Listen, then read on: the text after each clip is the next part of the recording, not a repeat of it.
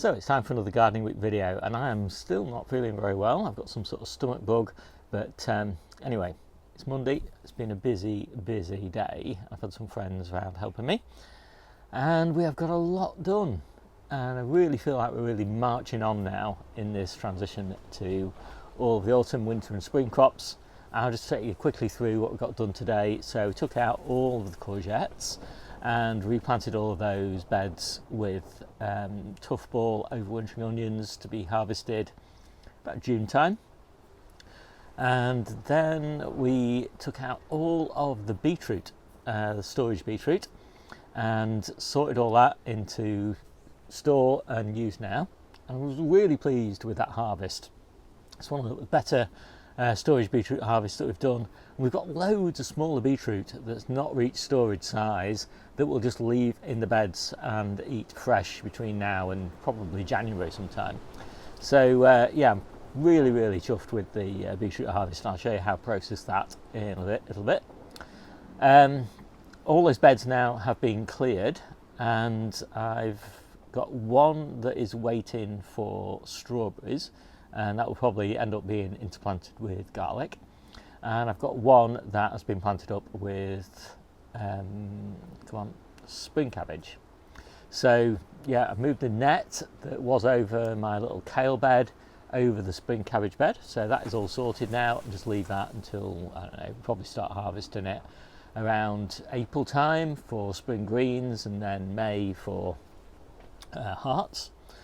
So what else have we done? Oh, we harvested a pepper bed, and so now I've only got 2 pepper beds left, and so this one is now all prepared for planting spinach later on in the week. Took a lot of water though. That bed was really dry. It was dry down to 8 inches, so it took about 8 watering cans per square metre to rehydrate it. That is a lot of water. So fortunately, I had a big storm last night, so I was full of water in all of my water butts.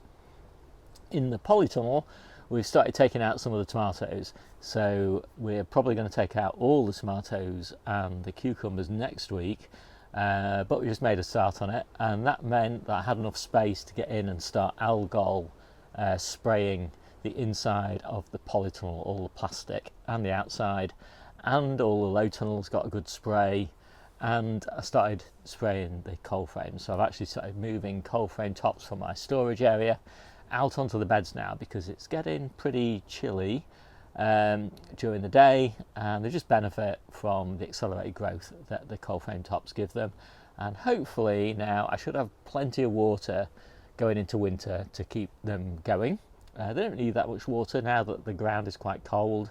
Makes a big difference when the ground's cold. You know, there's such a reduction in the amount of evaporation. So we also got some big containers that had previously had cucumbers and courgettes in them, and I got those replanted with parsley. So you'll notice I'm doing a lot of things in containers in the polytunnel over winter. I'm hardly doing anything in containers over the summer, but I've got quite a lot of celery there, quite a lot of chard behind me, lots of strawberries, and as I said, parsley. And I have quite a lot of carrots at the end of October and early November as well. And the cold frame tops are all open at the moment because I've just been spraying with algal, so I want them to dry before I close them. I don't want any algal drips on any of the plants. Debbie, on her plot, she has cleared the sweet corn, first succession of the sweet corn, and the interplant, which was Crown Prince squash. So that bed is looking pretty good now, and we're going to get that replanted pretty soon. I think that's most of what we got done on Monday, and if not, I'll tell you about it later on in the week. So it's Tuesday today, and I'm down in the allotment again just for a few minutes, just dropping off 6 bags of well-rotted cow manure, and I'm putting that as the mulch in the polytunnel in October. And hopefully this will be the only compost that I need to buy this year. I'm pretty much now self-sufficient in homemade compost, although obviously as an input to that I do use stable bedding and horse manure. But I quite like this stuff. It's pretty rich, it's quite fine textured as well. It works really well as a mulch in the polytunnel. So the polytunnel is my highest value growing environment.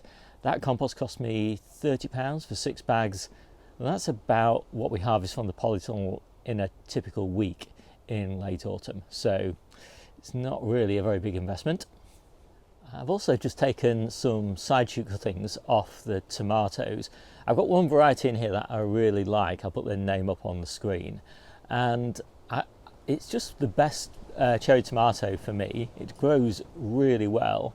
But the ones that I've got here they're F1 hybrid. So cuttings, I think, is the only real way to propagate those. And obviously the cuttings that I take at this time of year will not be the ones that I plant in spring next year, but I'll take cuttings off cuttings off cuttings, basically, of one stock plant probably, as I go through, and I can just about find space for one tomato plant, I think, in the conservatory, so that shouldn't be too bad. And obviously I've removed all the flowers and things from those cuttings and just put them in some of my homemade compost and put them kind of in a shady place in the polytunnel so they can get established without getting a bit of sunburn. And I also collected up the last dregs of the onions, the ones that grew interplanted into the beetroot bed. Now I didn't really think I would get much of a harvest off those, and I didn't, but because the main onion harvest was so bad, these are a really welcome addition, and yeah, I'm so pleased that I just bothered to do that interplant. And of course I harvested that beetroot bed as well yesterday, and so I processed all that beetroot into store today, and I think I've got something like 10 beetroot a week until we have beetroot again next year. So I'm really happy with that. That's a fairly decent amount. I just process mine into damp wood chip, well, store it in damp wood chip. It's actually pet bedding, it's pine shavings. That's what you need to look for if you want to buy it. And I think there's a link actually in the description below to my Amazon shop, and you can find it there. And as I say, I really like it. I think there's something about the pine that is antiseptic. So you don't seem to get any mould growth or bacterial growth or anything like that on the pine shavings or on the beetroots. But you don't want to cover them up. You do want to store them uncovered so that they don't get hyper damp. You know, because I have noticed a little bit of mould on the tops if I kind of cover them with plastic or something like that. What I do is just every month or so, I'll just sprinkle them with a bit more water just to keep them damp. But the quality of the beetroot that comes out of those in sort of those tubs in April is pretty much identical to the quality that goes in at this time of year. They just seem to store supremely well in those damp pine shavings. And I'm sure you could do the same thing with damp compost as well. It's just anything, beetroot just seems to like it really damp. The only thing with compost is, I'm not sure about the antiseptic quality. It's obviously being duplicated. But yeah, that's the beetroot. As I say, super happy with that. So that was the end of Tuesday. I'm still not feeling very well, so I'm just taking it easy, just pottering around. Well, on Wednesday. So Wednesday was a big tidy up day. It was a lovely day actually, so I decided to stay at home and get a whole garden sort of cleared up, which meant lots of weeding. Moved all the seedlings outside actually, so that all the seedlings were together. Some of them were along the top of the wall and some of them on my seedling bench, and they enjoyed a whole long day of sunshine, which did them the world of good, because they're going to be inside over the weekend. And I'll have to get my grow lights out again to look after them, because it's going to be pretty foul weather over the weekend. But it's really nice to see how many seedlings that I've still got to plant, and I was kind of trying to review and see where am I going to plant them all, because there's a lot still to go in. But of course I'm in the polytunnel at the moment and there's loads of space in here. In fact, the whole polytunnel is going to be replanted next week, so I'm going to need a lot of seedlings. And the big job really that I did was I cleared out Potato Alley. So I took all the tops off all the main crop potatoes and the remainder of the second earlies, and moved all the containers over onto the wall where they kind of get a little bit of shelter from the rain. Anyway, They get a little bit less rain because they're under the eaves and they just stay damp there. I don't need to cover them or anything like that, and I just harvest 1 tub a week from there. So that's worked pretty well so far, so hopefully it's going to work well this year as well. And I've now got, probably said this many times now, 1 tub a week. That's my objective to harvest between now and May, and then of course I'll have my new season crop. But it's really nice to get that drive tidied up. Looks really nice when I had all the potatoes there, but it did look a bit of a mess through September when everything was dying back. So it's nice to have it all spick and span. Thursday, hiking mainly. I'm just actually back from hiking right now.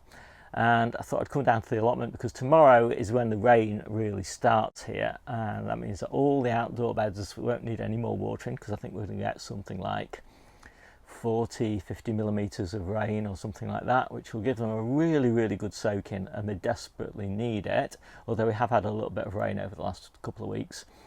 All the undercover beds outside that have been replanted, they've all been well hydrated as part of the replanting process. So the real objective today was to get the polytunnel beds really well hydrated with all the water that I've collected over the last 2 weeks from the rain showers that we've had. So I can't, it's a massive job to get these beds fully rehydrated for winter, because I haven't been watering them for the last month and it's been nice and sunny. So they're really dry, down to sort of 4 or 5 inch, well, maybe 6 inches down. And so that's a lot of water that you need to put down to sort of rehydrate that. And even then you wouldn't be properly hydrating it sort of even deeper down. But I put, I don't know, 20 watering cans or something like that in here, and at least that has made a decent amount of space in my water collection butts for the rain that's going to come over the weekend. And then next week, when I take everything out, I'll hydrate it again and get all the polytunnel cleaned out, and then I'll leave that to settle for a few days so that the ground isn't totally saturated. It's just nice and damp, and all the water's kind of seeped down deep below where it's needed, and I'll get on planting.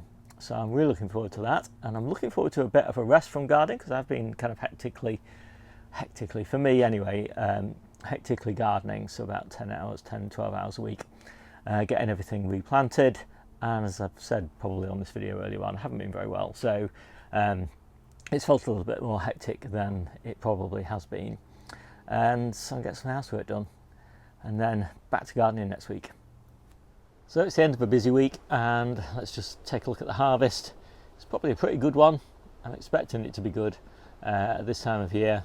And as I say, we started doing a few bulk harvests now, which we've not really done apart from onions and garlic so far this year. Still lots to come. So let's take a look at the harvest. It's another good one. Stay like this now for a couple of weeks, and then it'll all die down to a much more modest but equally beautiful harvest all the way through until we pick up again in spring next year. But we'll still fill this table every week of the year, hopefully. So I'll have a quick skim through. Chard, celery, loads and loads of green peppers, but any peppers on there that have got a little bit of colour, like this one here for example, these will ripen up no problem at all inside with a banana. Still plenty of ripe peppers though, and started to pick the winter squashes. That's about half probably the winter buffy balls, and then there's some what are those called, sweet dumplings. Of course we've got the penultimate harvest there of the sweet corn. Yeah, these really nice big trumpettinos, and then all the little ones as well that are just used like fresh, like courgettes. Autumn raspberries, turnips, really nice turnips at this time of year. Radishes, of course, all the fruit starting to come in now in big time. Leeks, of course, all these different types of Asian greens, grapes. Yeah, fantastic brassicas, really gorgeous. Started to pick the first Brussels sprouts, the first colettes, the first of these beautiful kale leaves. Thousands of these little beetroot Really nice. All the big beetroot are in store now. First of the true spinach, kind of the penultimate harvest of the New Zealand spinach. Loads and loads, thousands of cooking carrots. Penultimate harvest of the cucumbers. Started now to get really nice salad carrots again after a bit of a lull in salad carrots. Probably the penultimate harvest of my own tomatoes for the salad mixes. A few more cooking tomatoes, a few more outdoor tomatoes there as well. A few Brabants actually, starting to get the odd windfall Braban.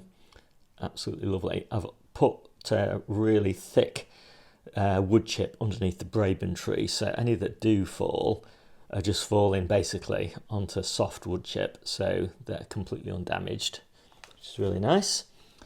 And of course the salad bases, and I'll tidy those up and add all the goodies to those in a minute, so you can see the final result of that. And yeah, I'm pretty pleased with the salads. Volumes will start to pick up again soon as we head into winter. So yeah, another nice little harvest there. So I hope you liked this quick video. My name's Steve, this is the Seaside Kitchen Garden and Allotment channel, and I'll see you soon.